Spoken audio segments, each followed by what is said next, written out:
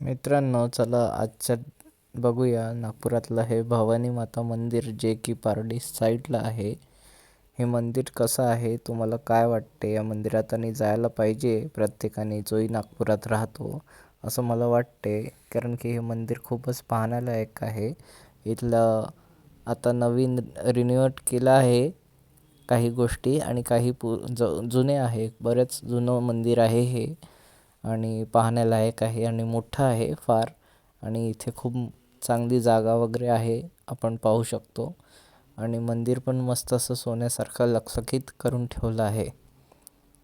तर हे मंदिर खूपच मस्त बनलं आहे, आणि याच्यात मोठमोठे झुंबर लावून ठेवले आहे. ते दिसायलाही खूप छान दिसतात. आणि शंकराची पिंड आणि देवी आणि गणपतीची मूर्ती पण आहे.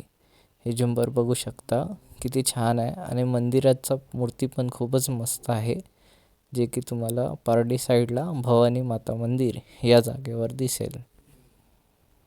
जर का तुम्ही नागपुरातले असाल आणि हे मंदिर बघितलं असेल, तर तुम्ही खाली कमेंटमध्ये मला सांगा की हे मंदिर कसं आहे आणि काय वाटतं तुम्हाला या मंदिराबद्दल. इथे टाईल्स वगैरे मस्त बांधले आहे, आणि खूपच मस्त चांगल्या पद्धतीने हे मंदिर बांधलं गेलेलं आहे.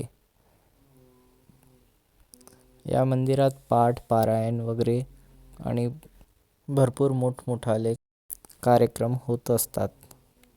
बाहेरच्या साईडला हवनासाठी पण एक सुटसुटीत जागा करून दिलेली आहे, जी की तुम्ही तिथे हवन, पूजापाठ वगैरे करू शकता वेगळी.